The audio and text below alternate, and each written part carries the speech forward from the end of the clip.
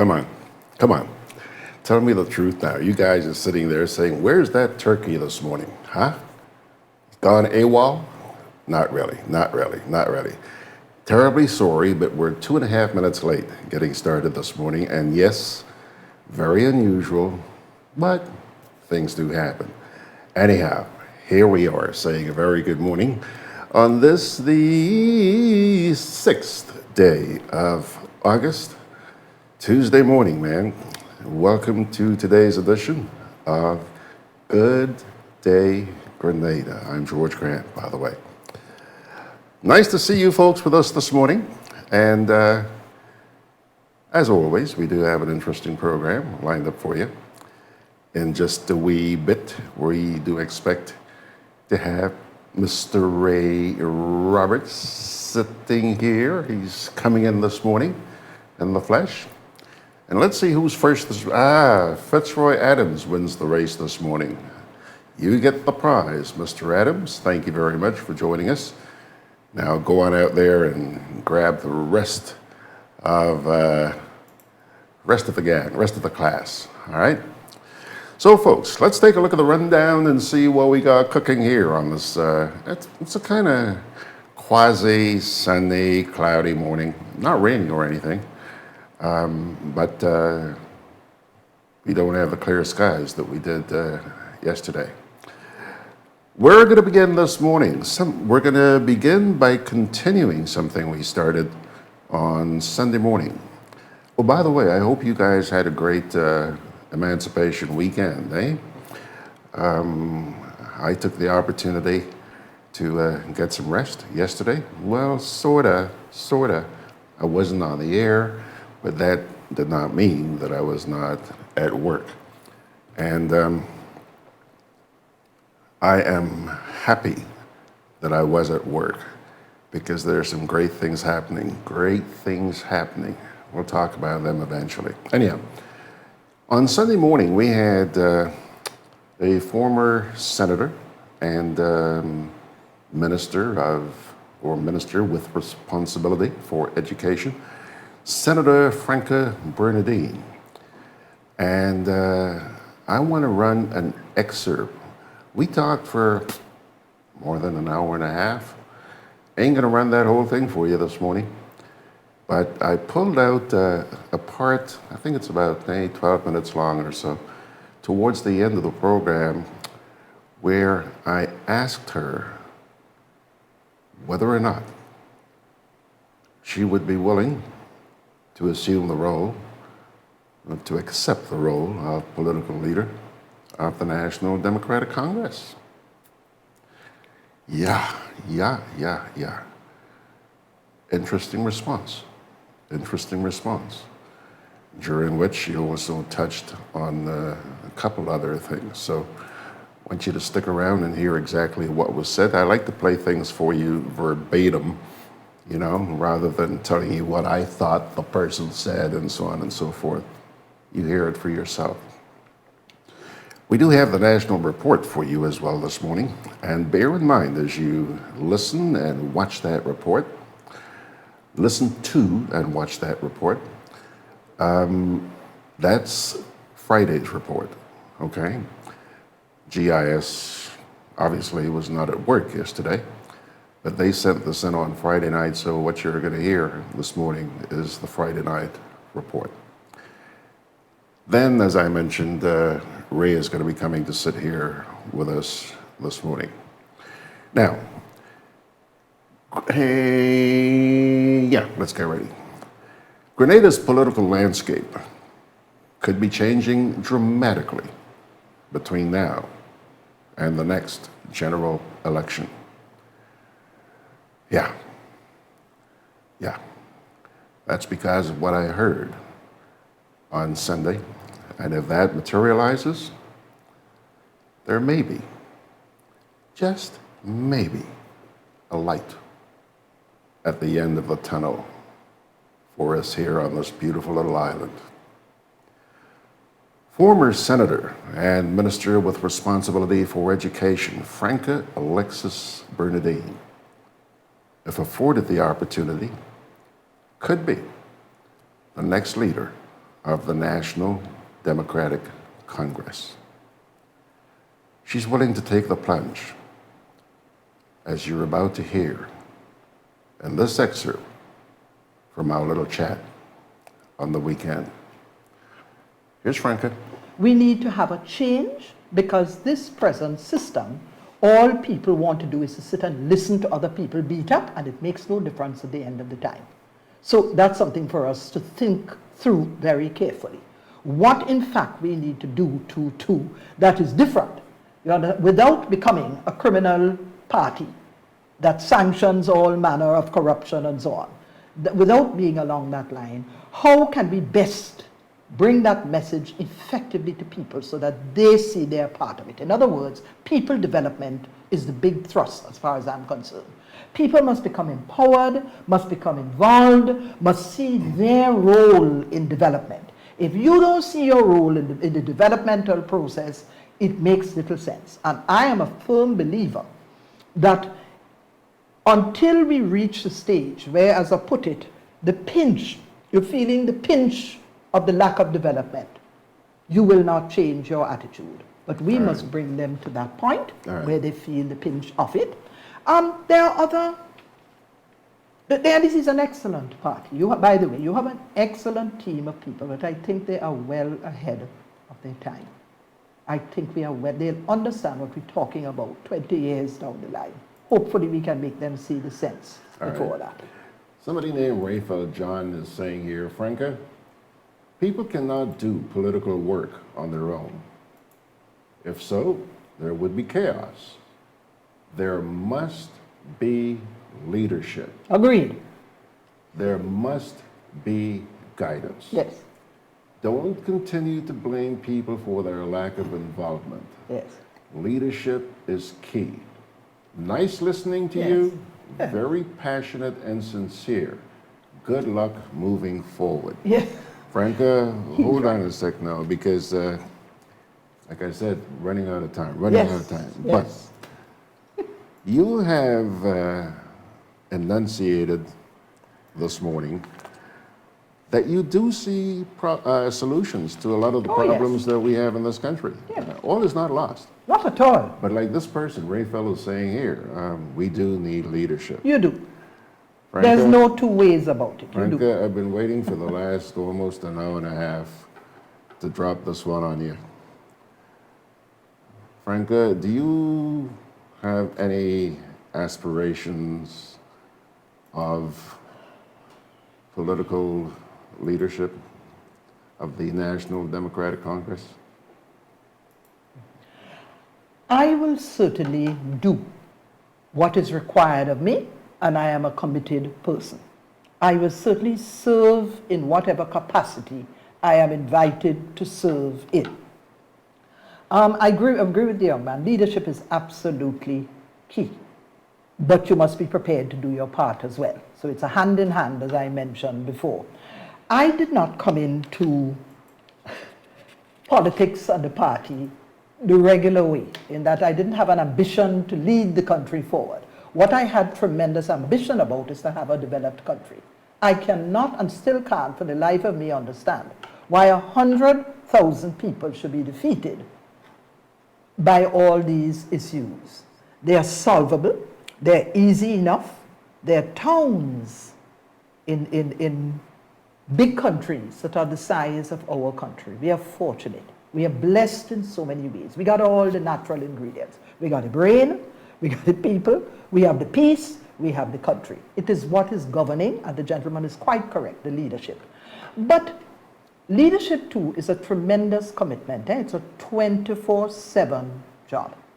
You have to be prepared to give 24/7 and to respond to the needs and nurture, strengthen, empower, focus people on, keep the focus. And keep people focused on what needs to be done, and not lateral thrusts, but forward thrusts. It's a lot to ask of a person if you intend to lead. If you got in there for power brokering and for lining your pockets and those of your friends, then that's how you'll be breaking down the doors to get there.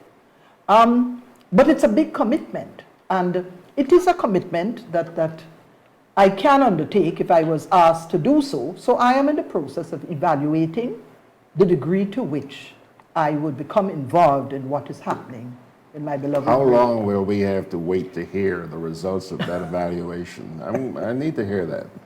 Well, don't you have a convention coming up at the end of the NDC has a convention. It's there in the paper this week. November? In November. So the point I'm making is that it's not something to take lightly, and it is something that one has to evaluate all angles of, as I'm sure people who have done this before have said. Well, I'm sure you've been doing a lot of evaluating, but what I need to hear is that you are willing, if given the opportunity, you will lead this party. If the opportunity, yes, is given, absolutely. The question is, we have to wait and see if the opportunity is given. You know, and see whether in fact, how we're going to go forward with this and the plans for the development. And you see, one cannot be ahead of one's people either in terms of thinking. You may be way behind in certain areas. But if your vision is clear that the way forward depends upon people and their commitment and how they are going to respond. Let me give you a little example again. And I hope we have enough time because I do need 5 minutes more. Are we going to have that? You can have your 5 5 minutes, good. Send the check in the mail. I'm only kidding. I hear you. Go ahead. But if you're going to be the kind of people that sit, maybe you haven't reached that point yet. I sat in the yard in the Esplanade about a month or two ago, and I looked, as I say, at Grenadians going up. You know, there's a step, George, from the tunnel up to the hospital. And that step bothers me no end because it's a long trek up to the hospital. Steps all the way. And I saw about 20 to 30 people going up. Their little bundles under their arm, no doubt with little food supplies for their relatives in the hospital, a change of clothes, whatever, in the broiling hot sun at 12 o'clock in the day, up the long staircase. And then there were about 25 coming down, one behind the other. And I said to myself, look at the struggle going on here. What you think wrong with us as a people? You think in this day and age, we couldn't have a proper means of entering that hospital without having to walk the 44 steps. I remember when I was a child at school, from time to time, my father couldn't come for us and would say, come down to the Esplanade and walk up the step to the hospital and wait there for me until I'm finished and then we will go home. Here we are 55 years later and we're still struggling up the step. And I look at the entrance to other hospitals in the region. Think of Queen Elizabeth in Barbados. The Bahamas is the most classic one because I also went to see what it looked like about 6 months ago. Big highway in to the accident and emergency area, well delineated areas. And I'm told the people there have said categorically to their government, fix the entrance to the hospital because when my sick relatives are coming and my drug addict son I'm bringing in, granted he's on drugs, but I'm paying my taxes. I need to be able to access the hospital. Here we are, climbing up the step one at a time. And these are the things you look at and examine and see if you think I could make an impact. You think they're going to listen and understand the drop that is required here. I often remember Morris Bishop talking about pulling up the bootstraps. The bootstraps want to pull up. We have reached a new level of on-the-groundism. I don't think you're going to understand. The islands are well ahead of us. Well ahead of us. British Virgin Islands kicking us up in CXC every year. Math and English are up at 84 and 85%. We are down at 24 to 36%. We got to pull up the boots. So all of this is in the leadership concept and whether in fact how we're going to move forward and whether it can be heard. I cannot let this morning's comment go without talking about a little bit before we close off about the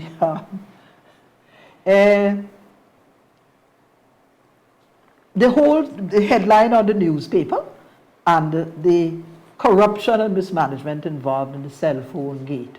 I want to ask you one question. You think any gentleman who spent 70,000 in phone calls in 3 months, who worked at Huggins or Hubbard's, would still be in their job?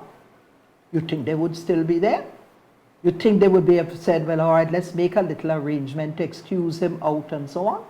We cannot afford to operate in this fashion.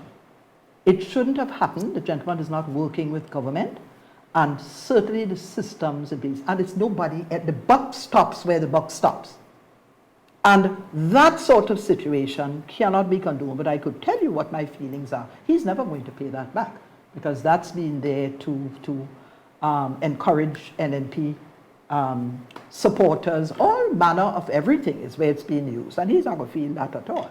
But the issue is, where's the justice, and where's the system, and where's the management system that would allow that?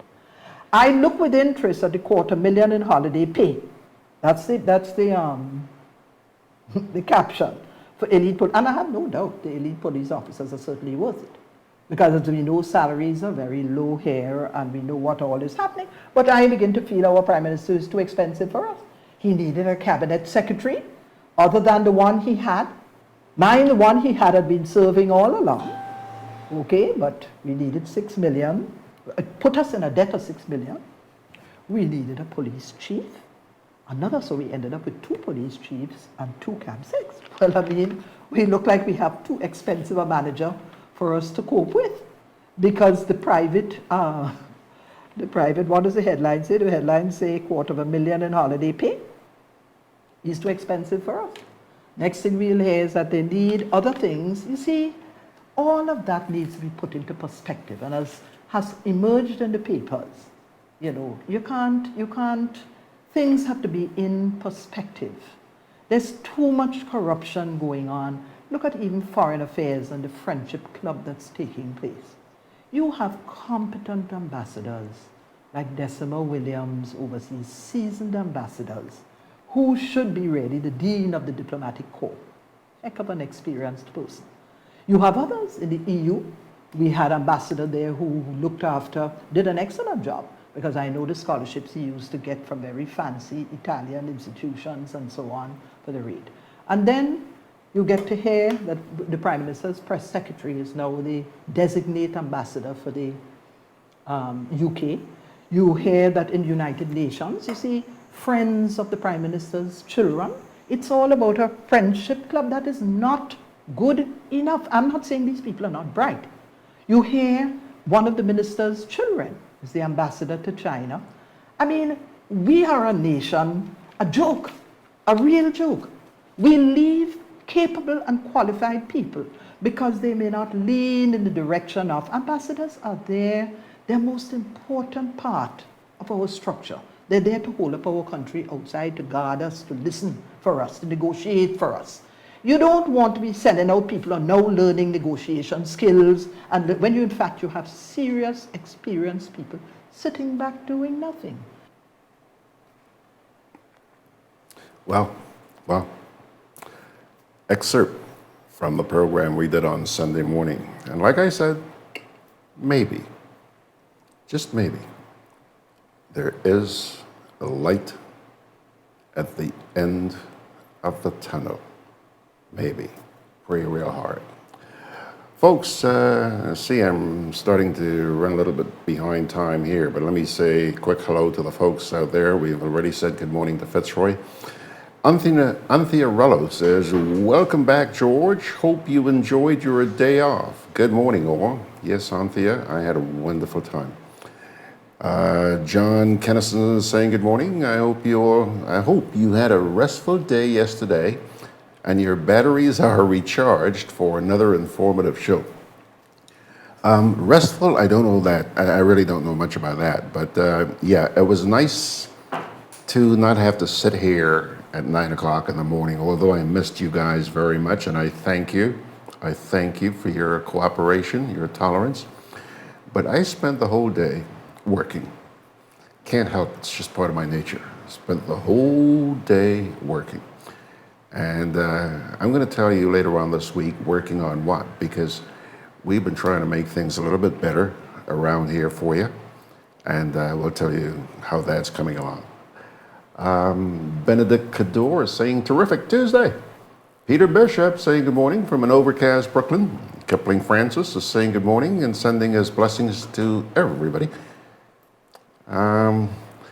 Peter Belfon, good morning, Gigi. I did not mean the Governor General. I knew you didn't mean the Governor General.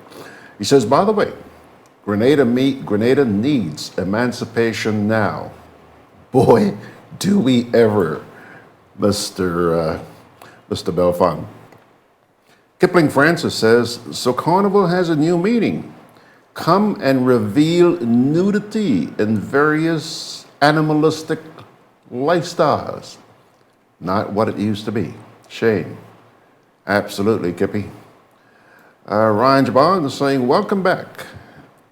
Thought you were still resting up. Not really, but I intend to do that next weekend. And Margaret is saying good morning, and Benedict Cador is extending his condolences to Margaret on the passing of her dear brother. And John is referring to the carnival season as the carnal season. I hear you, John. By the way, Mandu Seals. I see Mandu has shown up there this morning. Mandu, thank you so much. Thank you, thank you, thank you. Folks, I told you that later on this morning I'm going to be telling you about some of the improvements we're making around here.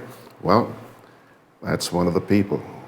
That's one of the people who has helped to make that happen. Mandu Seals, remember that name. George McLeish, nice to see you there this morning. Wendy Ann Farray Simon is listening this morning. And she says, hey, Ms. Bernadine, nice seeing you. Brilliant lady.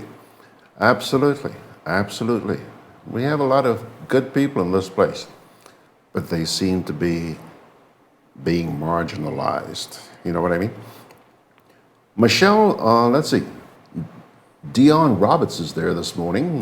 Lydia James, Peter Bishop, Devon Rache. No kidding. Good morning, Mr. Rache. Michelle Forthside says, bravo, Ms. Bernadine. We need to look around and employ best practices from the region. We can all help our nation to progress. Common sense, girl. Thank you so much. Ryan says, my dear Franca and Grenada, it is human nature always to find fresh cause for optimism. Hope springs eternal in the human breast, no matter the odds. And he's actually quoting from Alexander Pope in 1732. Didn't know you were that old, Ryan. No kidding. Here comes Penny Crawley. Good morning, Penny. Nice to see you this morning. John Bruno is extending his condolences to Margaret. Ezran Forrester is there with us, incognito. Peter Belfon says, yes, I have looked at the same step issue, and all we hear is lip service. He's referring to the steps that go from down on Melville Street up to the hospital. Actually, last week I came down those steps. You ain't getting me to climb them steps. Sorry. Margaret says, ain't nothing wrong with the steps. Just need a little fixing up. Good exercise for the quads. Yeah, you can say that because you're as fat as that, Margaret, huh? Easy for you to go up there. You have to carry 230 pounds up that step. Oh, but I hear where you're coming. The exercise is good, but the steps are a turnoff for a lot of people, especially people who really want to get up to the hospital. Actually, there's a bus that runs from the bus terminal, but sometimes you may have to wait for eons before that bus. I think they probably wait until the bus is full before they decide to go up to the hospital. John Bruno says, love style, that's the kind of leadership we need addressing issues. Absolutely. That's why I'm saying, John, There may be light at the end of the tunnel. Lydia James is saying good morning. Ryan says cronyism and nepotism. Franca in Cell Phone Gate. Yeah, that's what he's referring to.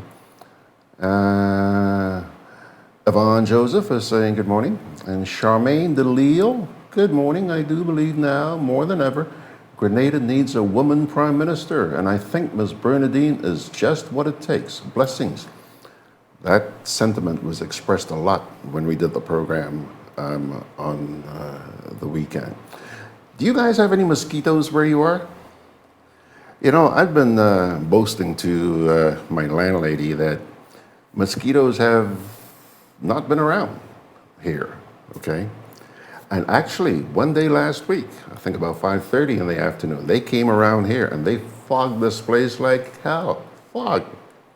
And I thought, geez, no mosquitoes, but they're fogging, but that's great. Guess what? I'm sitting here wearing shorts this morning, and these mosquitoes, they are ready to carry me away. Where have they come from? I don't know. Anyhow, break time, then we'll come back with the National Report.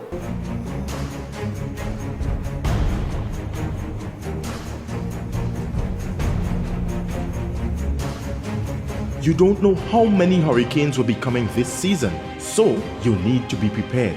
At Hubbard's Hardware and Building Supply Departments and Food Fair Supermarkets, everything from canned foods, flashlights and batteries, to plywood, tarpaulin, lanterns, roof repair kits, water tanks, etc. are available. For over 90 years, we've helped you prepare for and recover from storms.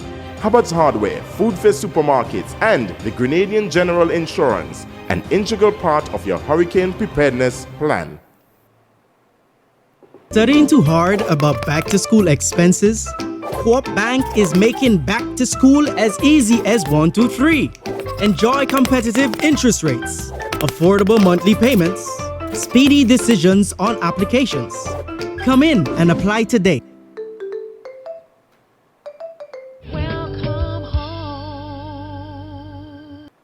GRENADA Community Partnership Initiative, supporting health. To the individuals who will be using these vehicles to serve the people, please ensure while we are using these tools that we use these tools in a manner that we will all be proud of. To GRENADA, a long-standing partner with us, a true testament of what can happen when private and public sector work together for the benefit of the people. GRENADA, energizing our community.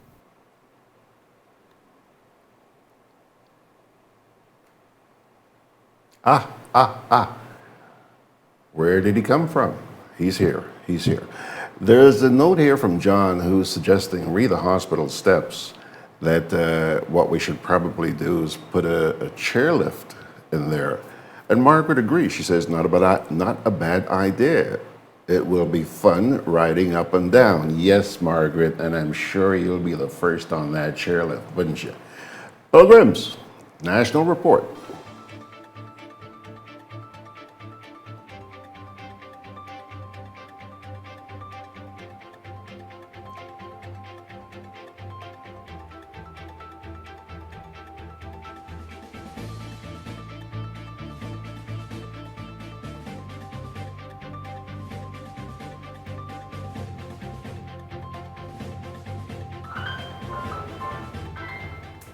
All is on course to meet September deadline for completion of work on Clico building to house criminal and civil courts. Details of this story and more in the National Report.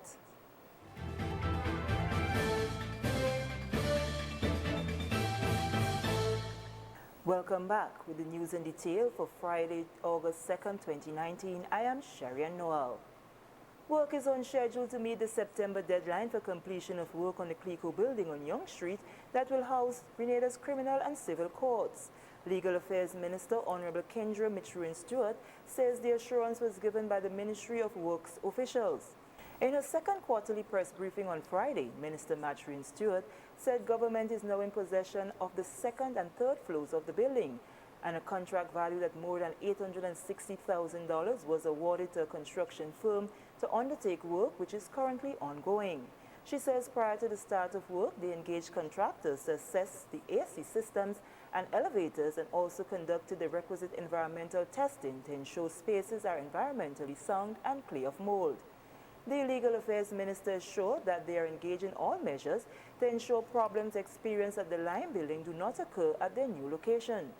The building is expected to house 4 courts, both criminal and civil, as well as judges' chambers and administrative offices.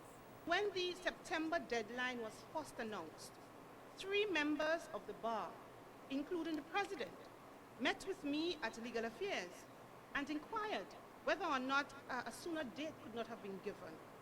Now, knowing all that had to happen and the processes involved, I couldn't commit to an all-year date.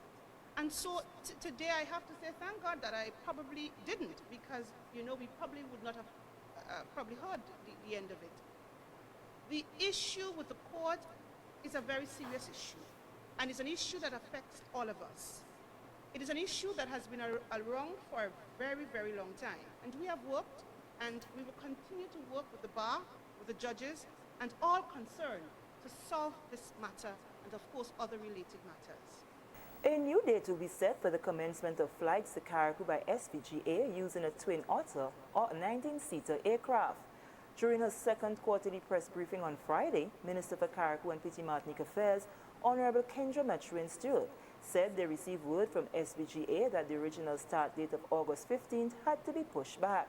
Now, yesterday, I was informed by the manager that that date, for several reasons, has to be pushed back. Most of it, I'm being advised, relates to logistics, some technical issues, and of course some administrative matters. I want to inform the general public that this government, my government, continue to work with SVG Air in many respects. The service that they provide to our islands is such a vital service to the people of Carriacou and Petite Martinique. And so we will continue to work with them to ensure that they deliver the best possible service to us and that they continue to deliver that service to us.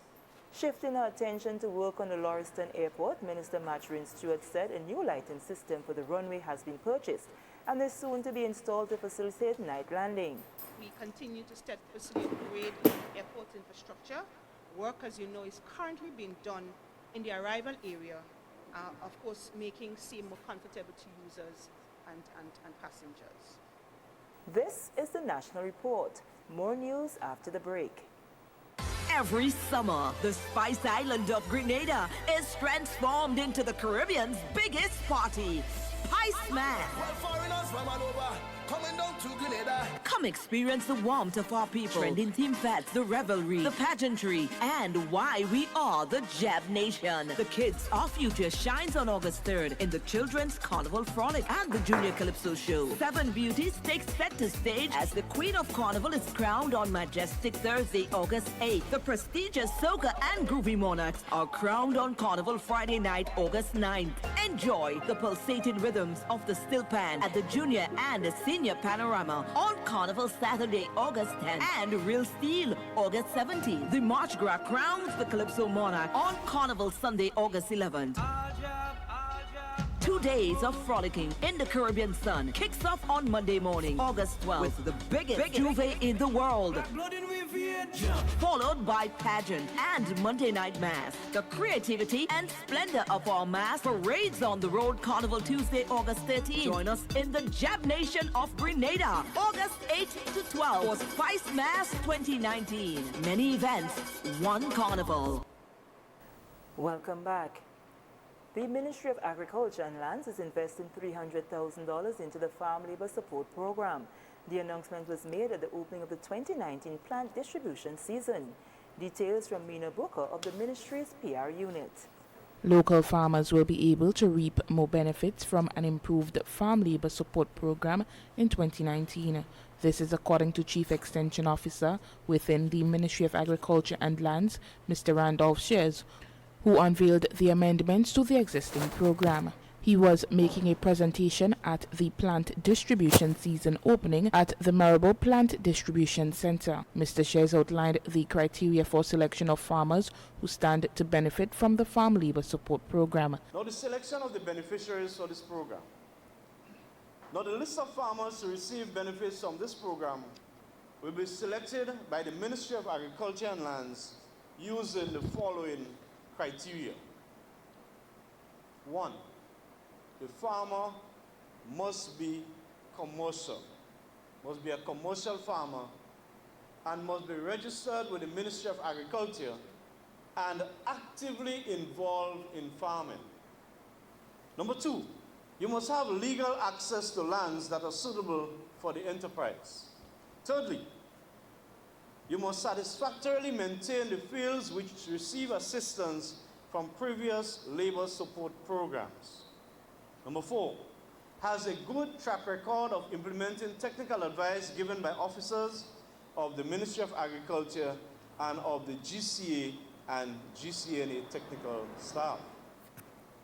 Number 5, you must have the capacity to maintain the fields adequately with the assistance given under the program. And last but not least, have not received assistance for the same enterprise or the same crop on the same plot of land from previous programs. The program requires the farmer to establish a service contract outlining the work to be completed and the timelines. 1, the worker must have a good track record from previous labor programs. 2, health and fitness. 3, work experience and skills. 4, ability to work as a team and take instructions from the person in charge. And 5, must be of good general deportment. The new addition, as the CEO outlined, was that of signing a contract between beneficiaries and the government of Grenada. He further explained the application process for farmers who are interested. Now, each beneficiary will sign an agreement with the Ministry of Agriculture to cooperate with the labor team and to maintain the work received. There are penalties if the beneficiary does not comply. Previously, that arrangement was just loose, but now we are going to tighten this arrangement. Application process. All farmers and landowners who have an opportunity will have an opportunity to complete an application form and to submit the same to the respective extension district office. The applicant will be visited by an extension officer or an extension assistant and complete the relevant section and then forward to the Ministry of Agriculture for processing. Monitoring and evaluation, very key in this project.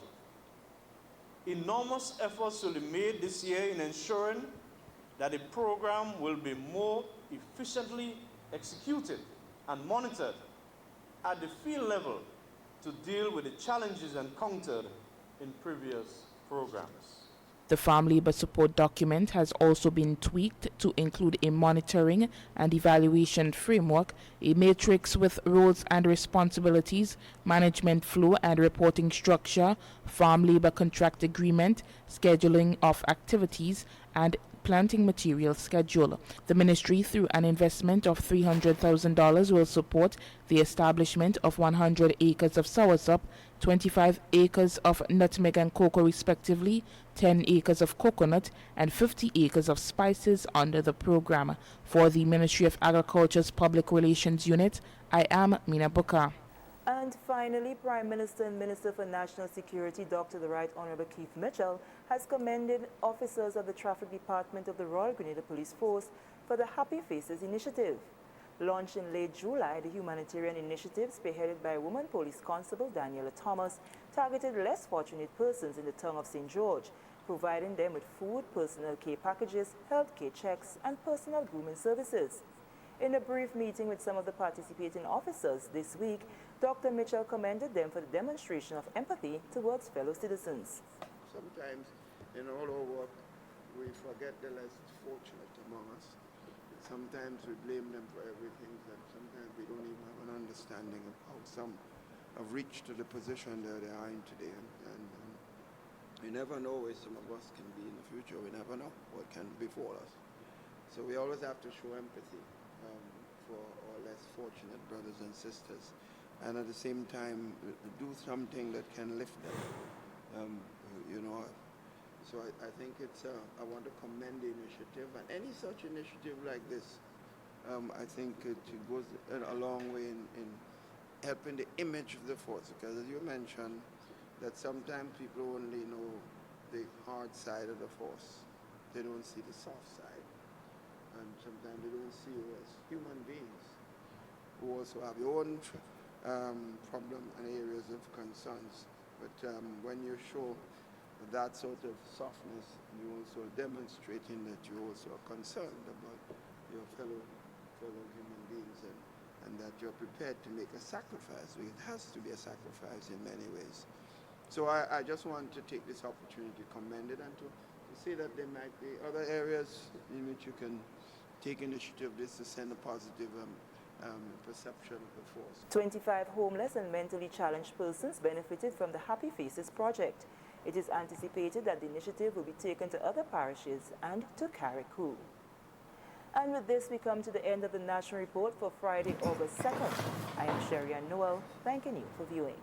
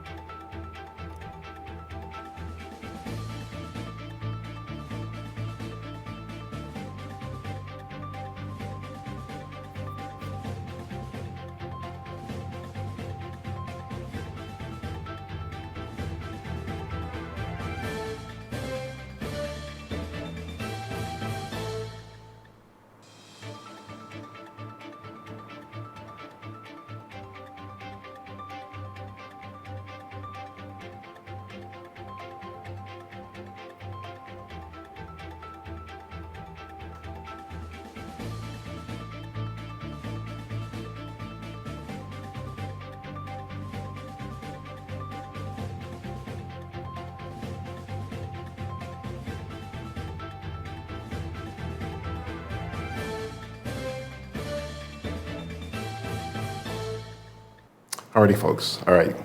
Now, there was one story that apparently caught the attention of a couple of you folks out there. It has to do with the lights at the airport in Carriacou. First of all, John says, with reference to the new lights, I wonder if they bought any spare replacement bulbs. I don't know, John. I don't know. You don't have to ask Kendra. And Peter Bishop is also on that issue. He's saying here, my government? Why not our government? You noticed that, eh, Peter? I saw that. Bear with her. She's young. She's new, okay? Give her a little time to get her feet wet. He says here, I guess the lights installed on the airport many years ago have all gone bad, because the minister stated that lights have been bought to be installed. Wondering the same thing, Pedro. Wondering the same thing. Now, take a look. There he is. There he is. Mr. Roberts. Morning, George. How are you? I'm fine. How you doing, bro? I wouldn't say bad. Pretty good. Yeah? Yeah. Ray, you get a haircut? That's a long time ago. A week ago, I need to take on sometime during the course of the week. You're kidding? Yes, a week ago. That hot sun ain't burning your head up there. I don't know. I'm thinking about starting to wear a cap and sunglasses, yeah. Oh. Ray, boy, Ray. I don't know if you heard the program we did on Sunday morning when we had Franca Bernadine in here. No, Sunday's kind of difficult. Sundays, when I come from church, it's the only day I get a chance to make the house look a little decent. Well, Ray, maybe you wonder why. Because I live by myself. Ray, that is why it's up on the website, so you can always go back and listen to the challenge most times, the phones cell or the house line, the landline, seemingly You start to do something and then you say you're not going to answer, and then it calls back again. But I tell you what, you're not the only one. There are a lot of people who, they love to watch the program when it's live. Yes, that's and the they best. don't like going back. Right. No, my thing is not look back. It's sometimes you look on your cell and you see who's calling you, and that conversation goes on. I hear it. Beyond the 5 or the 6 minutes, you know. So that's the challenge here and there. Okay. But I certainly get a sneak peek of it, actually. Well, you know, on Ray, people have been crying out big time for changing this in this country. And when we did the program on Sunday morning, I got the feeling that a lot of people out there are hopeful, even though they're very critical of the NDC, they're hopeful that a change in the leadership there may bring about some change. And Ms. Bernadine indicated that if she's afforded the opportunity to be the political leader, she will. Well, there's no doubt about it. She has all the qualities, and I think she fits into the class of. I always believe, you know, leadership calls for a certain level of qualities, and I always admire Sir Nicholas Brafitt. You know, the dignity and how dignified he was in that office. So I usually set that standard. It can't be just academic. It can't be just being smart and being able to attract crooks and, you know, people with money. It has to be a little more than that, because, you know, as I say to people today, when you look at our society and the Caribbean society, you find that the decency that we, perhaps a lot of us grew up with, it's not there anymore. I mean, you're seeing, I looked at a little piece, what night it was.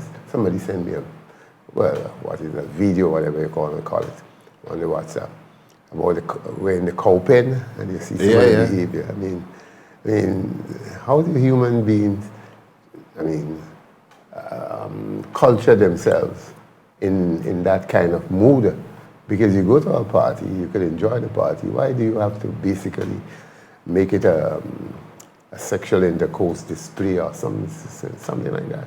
I think, you know, we need a leadership that would help to bring some kind of moral bearing on people. And I think without that, you're going to have a society down the road where it's just chaos. You know, we talked about a lot of things on Sunday, and one of the things that we really wanted to talk about was the deterioration in moral values in this country today. Not specifically, but related to Carnival, for example, you know? Well, the Carnival is maybe one of the symptoms of the greater problems that we had. I mean, you take, for example, Callistra's question. I would think Nicholas Brafitt or Tillman Thomas would have answered that very appropriately. And you're referring to the question about marital... Yeah. Okay. I think that's a very easy question to answer, one way or the other. No, my problem is you have set a mood where, as you walk the street, even after church, the joke is, don't go there. You know, don't so, go there. No, you say it in proper English, not some people say it anymore. Don't go there. That's correct. So I'm saying, when you said that kind of pattern at the top, I mean, it's all for calypsos, it's all for nighttime shows or fun and frolic. Where do you stand on this? I mean, the PM is saying this is his private No. That's not nonsense. That's nonsense. I mean, if you're not a journalist, then you are right to say that. And if you're one of those who want to hide your behavior under a skeleton or something like that, let's put it this way: you are a public figure. That would be an inappropriate question for, let's put it this way, a public officer, somebody who lives, you know, a life away from the public. You work and you go home.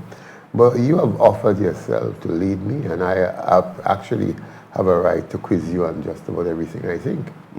So your influences and your behavior may very well be the pattern that set the standard for not everybody, but a large number of people. Could you imagine if Donald Trump's wife left him? I mean, everybody in the, not forget about just in the States, in the world, want to know what happened to Ivana, where's she gone? She on him? Well, what about, I mean, Paul Bill Clinton and Monica Lewinsky, that didn't end just so. Exactly. So we had I mean, as I said, all it required then was an answer that does not allow another question. But let me ask you this. If you're not going to tell me about the true status of our oil and gas, why the hell would you want to tell me about your wife? Well, that's what I'm saying. You have a behavior in the country that lends itself to all what perhaps we really do not want as a people. You will know what I think you should know. That's it. And unfortunately, you spoke about people wanting a change. I think we have too many of us have reached a stage where, the opportunities, the availability of access, that to me is the problem that we face. I engage quite a few people, and I like to use the morning on the beach. And you hear people say to me, don't go there, don't go there. And then I say, but you there. They say, we don't want to see people like you go across there. See, but why? See, boy, you don't understand. You don't have them bills to pay. Remember, this is not like America, where you could leave Texas and go to Arizona. Mm-hmm. It's a small place. When one door closes, there may not be any other that is opened. And even though there will be one or two others, I mean, the fall from grace, George, you certainly would have a sense you have lived there. If you lose a job for X amount, you're unlikely to find another one paying the same amount in Grenada because it's a small commercial market. Mm-hmm. How many enterprises we have that pay, salaries of 10 and 15,000 a month? Very few. So you find many people. $15,000 a month. When the heck would I ever live to see that come into my pocket, boy? Right. Well, that's what I'm saying. So you find the numbers are helped by the convenience of some people having that opportunity. And when you look the other side, you say, boy, Alexis used to say, you know the devil you have, you don't know the devil are coming. Right. Yeah. So I think that is one of the challenges we face. And Franca brings a lot to it. I think, she's a mother figure to start with. And I think she's at the peak of her career in terms of maturity and understanding the sort of society we have lived in, having been involved in so many different groups. Yeah. I mean, teaching, social work. Not only is she well established, Ray, but the lady has been through a heck of a lot since the last election. Yesterday was the first time I saw Franca since the last election. Okay, she's lost her husband, right, and all of that, and she has not been too well. Here are some comments I want to share with you. Lydia James says, up to now, we don't know about the post office. Is wifey you gonna know about? Well, she's right. I met a couple of the workers there, and they tell me they're on contract. I would hope that a few of them are brave enough after a couple, maybe, I can't remember the specific law, but I know you can't have people on a contract constantly. There are permanent jobs and there are temporary jobs, and the labor code defines what is a permanent and what is a temporary job. So I hope some of the workers there, I know it could cost them, but somebody has to do something if the greater number of people are to benefit. Jem, the sheriff, says Grenada needs a real change, starting from the top. Well, I have absolutely no doubt about it. I don't know, as I say to people, it's always good to talk about economic growth in numbers, and the vast majority don't feel that. I mean, you have more poverty than perhaps you ever had in this country. John is asking, do the people of Grenada have a Freedom of Information Act? That, to me, wouldn't make much of a difference. I don't think the Constitution doesn't make much of a difference. No, I don't think. I think the problem here is that what I just said to you. I mean, I meet people who are in the system, and they see the system is damn corrupted. But Ray, I have to pay the bank every month. The house is still the bank on. I have a daughter, a son in some university. I have other bills to pay. So it all, George, let's go back to when we were young. The estate owners didn't need a government job. They had bananas exporting cocoa and nutmeg. I mean, I don't want to sound too negative, but I'm still in a political group. And we used to have a membership anywhere around 50, 60. Elections gone. People don't come to meeting, about 12, 15 of us may show up there. And those of us who are not looking for a job, we call ourselves the hardcore. People will tell you, boy, my boss is a supporter, whoever it is. And I really don't want to be seen. People have, we call this thing now, the cell phone. So you could take a picture and you could really say, George, I want to confirm where I see you. So, whatever information I can making a difference. It is people's mind we have to hope will make a difference. Hope we can convince a large number of people that it is your vote that counts and it is you to make the change that you are requesting. But if you want to put convenience first, well then you live with what you have. Take what you get. Yeah. Yeah. All right. Just let me check another comment here. Your good friend is coming in your tail again this morning, Margaret. My sympathy, Margaret. Margaret, he's extending his sympathy. Again. Margaret says, while I hear the sentiments and I get where he's coming from on this issue, re KCM and his wife, do not conflate U.S. law with the Caribbean. There is no legal separation of private and public person. U.S. law is very clear on that, and there is a legal test clearly stated by the U.S. Supreme Court to determine where one is a public person or not. Well, that's the American way. All I will say that Vincentian Prime Minister, Dr. Al Gonzalez, also had his share in the media, extramarital affairs. So I don't know that Dr. Mitchell or Rowley or whoever they are immune from anything like that. I think a question was very appropriate. It's your answer. And somebody said to me on Facebook, I think it was Osman, you have the choice to answer or not to answer. So that's not a debate one way or the other. Her question was very appropriate. It is you to make a decision. I mean, would you ask me a question like that? I would answer it very easily. Maybe the question don't fit me. And I say to people all the time, I don't think that question would be put to a Tillman Thomas. Yeah, I don't think that question would put it. All right. Peter Belfont says, hold on, where is it? Yeah, he says, lack of diplomacy in the ruler brings out the ignorant response. Don't go there. Well, I always say, if you don't have corn in sun, you won't be bothered. If you have corn in the sun, you certainly would look out for rain. Your lifestyle dictates what question I put to you. Now, most times, and I usually say, let me tell you, I go to a rum shop, I don't know people offer me rum, because the perception is I don't drink. But there are fellas who I meet, and I know the first thing I have to do is to get you a rum, because you expect me to get you a rum.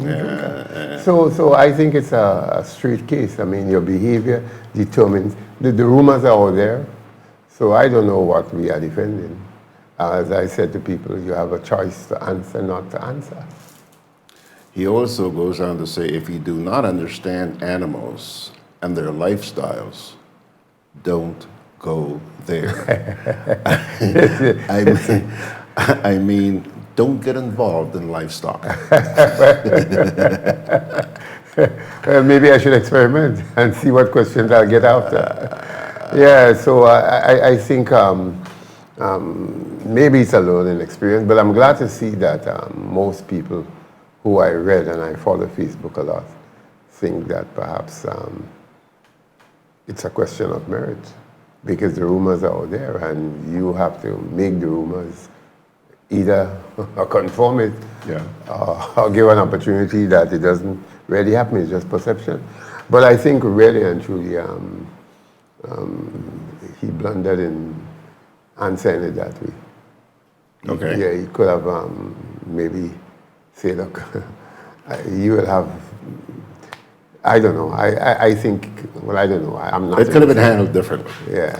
Fitzroy Adams says, Ray, I heard the Prime Minister say that unemployment is 16%. If I'm not mistaken, it was 16 point something. 0.7, yeah. I am asking myself, where did he get his figures from? Well, they had a survey, I assume, and you know, surveys could be done, and it may reflect what you very want it to reflect. John has an answer to that question. He says maybe a fortune cookie. I always say it to people, you know, when I look around and I see let's take this period where we are about to get school books and the necessities for school, and you watch the number of people who are asking for help. And sometimes you see some people that you believe shouldn't be there. And when you get to hear their personal stories, then you realize perhaps they should be in front of the line. George is a big shot because he drives a car, whatever, he lives on top of a hill, and not knowing that George's salary may already be absorbed by the bank and other institutions. Yeah. So I think, again, to me, these are political numbers. I rather hear it from independent organizations. Yeah. I know once the group of NGOs used to do that kind of field work and provide data.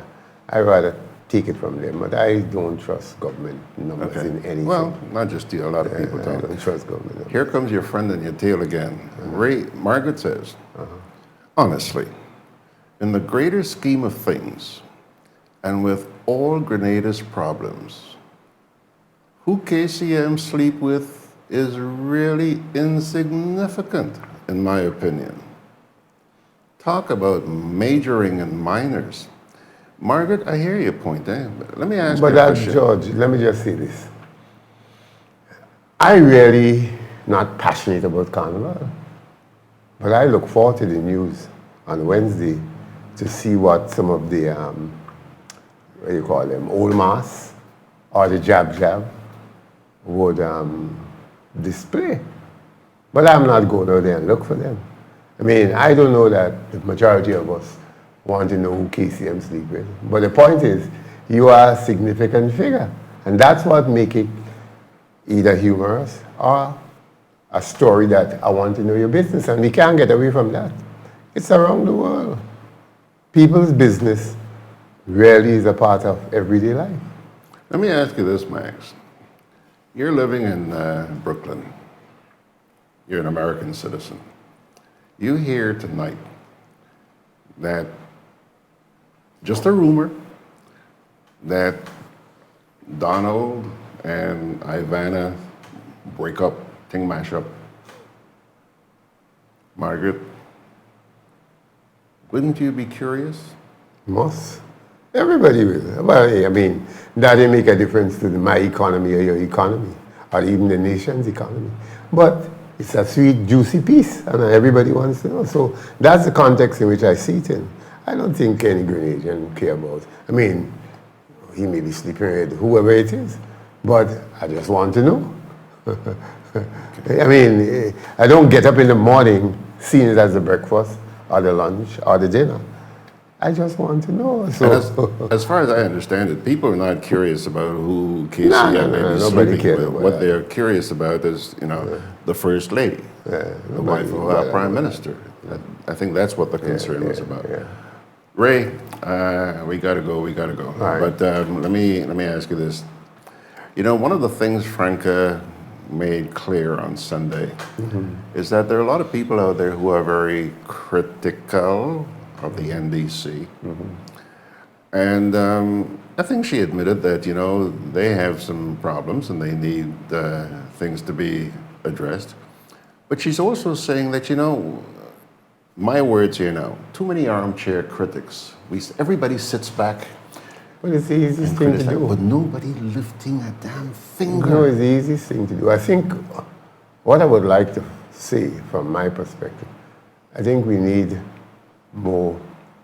She writes about the armchair, but I prefer to say we need more workers. I know there is a lot of intellect, but as I say to people, that by itself is not going to win a war. You need people on the ground who would take on the battle. I mean, you could be the smartest in terms of making statements and so forth. But George, as you know, I don't know that I turn on to the news every day. I would turn on, yes. I don't know that I listen every minute of CNN. I would hear some. So you need the foot soldiers to get out there and galvanize communities, individuals. Again, I think some people are expecting miracles from the NDC. Remember, you're up against a government that uses the state resources. They seem to have a lot of money coming from wherever it is. And regrettable, you can purchase many of us. The last time I made a point that you can purchase journalists depending on your price. And I'm sure about that one. I mean, this government has done it. I mean, they have mastered that art. People who have shown an ability to articulate smart questions or be able to do things. You find a job for them, and that's the end of them. And today we beat up on some of the younger ones. The younger ones, I'm sure they could do better, but again, we had to think about where the daily income will come from. So perhaps some of them don't ask any questions, some of them will grumble. I can tell you one thing, finally. When they had this young attorney hosting this program and one of your competitors, I mean, there were members in the media workers who said it to me when I wrote the piece, Ray, great piece, I like it. But they can't come out because of where they are. The owners are subservient to the government. And that is the harsh reality of, as I said to people, I was a public servant. The Prime Minister can't fire me, just like I'm employed by the public service. So he has to find a reason that gives merit to my or any public servant who's confirmed dismissal. But when you're on contract, I could just say, George, I'm not renewing that contract. By the way, thank you very much for making some noise about this situation up at GBM, because it seems like it's been addressed, eh? Well, I would assume that. As I say to people, I didn't write that just for the newspaper. I sent it out to a few embassies and, the most credible media institutions that I could think about around the world. I wonder if anybody sent anything to the IMF about what's been happening with cell phone gate in this place. Well, as I say to people, I would hope that we can continue that process weekly, indefinitely. No, you don't need many people. As I said to people, what you need is just that awareness that there's a prowler outside, just as how you see Margaret talk about the United States. You have a tag that you are, a rapist or whatever they call you, somebody. I think we need to keep that thing going, Sheldon Scott, because he ain't paying back any money. I mean, whatever salary you make, where you going to get money to pay $800,000 back? I mean, come on, that is nonsense. And if he's paying it back, I mean, how do we know he's walking into the treasury and pay that? So let's not be fooled. So I think until something seriously is done, I'm prepared to be part of it. Thursday or Tuesday, whatever day, we go out in front of the Ministry of Finance and all the revenue station, revenue building offices around the country. Let people get a sense that there's a prowler who can chief and get away. All right. Somebody has corrected me here. I mentioned Ivana being Trump's wife. It's not Ivana, it's Melania. Melania. Okay. Now, Peter Belfont says, very, very appropriate is this question, referring to Callistra. And she must be commended for asking the question. The moral responsibility in a leader is to lead by good examples. But when you throw caution to the wind, what do you expect? Ducking from an issue that needs attention is doing great injustice to the relevance of the lady's question to the Prime Minister. Well, that's correct. So says Peter Belfort. Margaret Francis says, Ivana was his first wife. Ivanka is his daughter. Oh, God, you guys are confusing me, please. Trump. His current wife is Melania. Malia is an Obama. Are you following all of this? I don't care about it. But if they do something wrong, I want to know. I need a laughter now and then, George. I on the beach in the morning, well, I mean, I can tell you, the talk is when you reach, don't go there. It's not go there. It's don't go there. Don't go there. That's correct. So I mean, after church yesterday, came out the Kellys, Mount Carmel Church, and well, it's a light movement. so where you going? Don't go there. So among all the challenges that we were challenged by the homily and the sermons and so forth, you found a little caution when you come outside. No sin. Don't commit that sin. All right. Ray, I keep saying it's time Good, to go. George. I keep saying it's time to go because we're 13 minutes over time already. But just, I got to squeeze this one in. What does the NDC, very short answer please, what does the NDC have to do to win the next election besides having possibly Franca as its political leader? Well, I say from the very top that you have to find workers, George. Workers, essential. The reason I'm saying that, yes, I'm not in doubt that the party has a good platform in terms of vision and perspective for the country. I mean, you could just read the manifesto. We're not a reading people, but you read what we had and compare it with what the other side. I mean, maybe we may not be able to do what we're saying, but I'm saying if you compare it, you will see that they have a clear vision. The challenge is, apart from money, I'm not too sure that you are able to get the wider society to say, look, this is a good team. They have a good captain. And let me give them that public support. I think too many people are staying behind and expect just the few of us to come forward. You take that protest we had. It was a leadership protest. There was never planned for any demonstration because we know our workers are not going to risk their jobs. But I'm not looking for a job, so I could go there every day.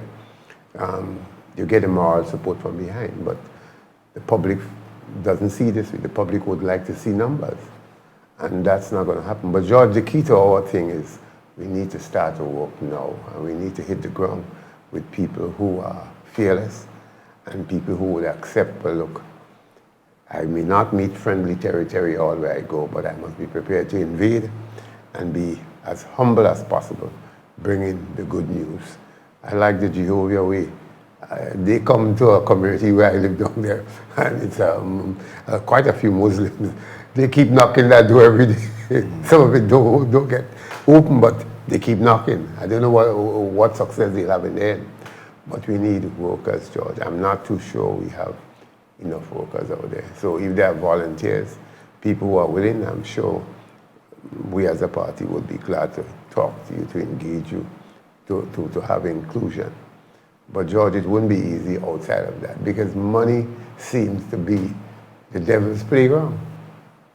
You don't have any, just like me. So I ain't playing a lot. That's good. You know, Ray, it's my hope that, first of all, Michelle Forsyth says, George, I believe you may have an outgrown just 1 hour. The discussions are always lively. Okay. She says, I believe you may have outgrown just doing an hour. The discussions are always lively and informative. Asking too much? I don't know. Michelle, give me a break. We're going to try. We're going to try. I have a lot of stuff going on. Why do you think I'm so great? Got a lot going on there. But Ray, in closing, John says, when your vote is kept a secret, then maybe change will come. Yeah. Let me say this, folks. As I mentioned earlier on, there are a lot of armchair critics in this place. People have no shortage of criticism, not just for the government, for the NDC as well. Pounding. What has all that criticism done when you're not going to lift a finger to bring about change? You know, let's assume next week NDC is in office. And you know what? I guarantee you, a lot of you people will be doing the same damn thing that you're doing right now. Sitting back in an armchair. Watch. They may be saying, crying out to you for help. Hey, we heard you. We're here in office. We want to bring about the change you want. Help us. Well, you don't do that. You don't do that. Why you didn't do that? Folks, it's up to you to make a difference. It's up to you. Stop the yada. Jump on Facebook. Do something. Do something, Grenada. Do something. Ray, I got a bail boy. Yes, my brother. Have a good day. Have a good carnival. And Excuse. Hold it. Did you say have a good carnival? I'm saying that to you. Well, actually, you know, I may. Because, Ray, between the boudoir and here, that's where I will. When I come in this place on Friday afternoon, me, I'm leaving again till sometime on Wednesday. I'll be going to the beach as usual, but I'll be watching cricket. England and Australia, great first test. Australia won. I'll be looking at the second one. Yeah. And I'm sure many people will do like me. But at the same time, I am fast, and I want to see what some of the portrayals are. Okay. So I know Margaret, you wouldn't bring anything to, but I want, and you better, if you, well, you're not a skeleton outside, so we're not going to hear anything about you. But in case George has, I will just tell you I saw it. I'm going to try and buy some lambi and do a little cook-up on the weekend. Yes. You know somebody named Sonia McKee-John? Yes. Sonia says, hi, George. Hi, Ray. Good morning. Good morning. Okay, Sonia and everybody else, thank you very much. And welcome back. Yes, which camera? Here we are. Welcome back, folks. Start of a brand new week for us. And just 4 days this week. Just 4 days. And then next long week is weekend. 3. Huh? Next week is 3 days. Next week is 3. Yeah, you get vacation. I have already warned everybody, don't look for me on Monday. You know, I've never done, I usually work on holidays, you know, Easter this and Boxing Day and Christmas Day. This year, my turn. Thanks a lot, Ray. Good, George. Have a great day. And all right. Okay, folks, just a parting word here from the Holy Scriptures. If it seems like I'm not looking at you, it's because my teleprompter isn't up to par this morning. But I just want to share this with you. So if you see me looking over here, don't worry about it. First book of Peter, chapter 3, verses 13 to 17. Who is going to harm you if you're eager to do good? But even if you should suffer for doing what is right, you are blessed. Do not fear their threats. Do not be frightened. But in your hearts, revere Christ as Lord. Always be prepared to give an answer to everyone who asks you to give a reason for the hope that you have. But do this with gentleness and respect, keeping a clear conscience, so that those who speak maliciously against your good behavior in Christ may be ashamed of their slander. For it is better, if it is God's will, to suffer for doing good than for doing evil. From the first book of Peter, chapter 3, verses 13 to 17. Pilgrims, on that note, Georgie Porgy, let's get down to some more serious business. And thank you very much for joining us. You have a great day, and we'll see you by God's grace tomorrow.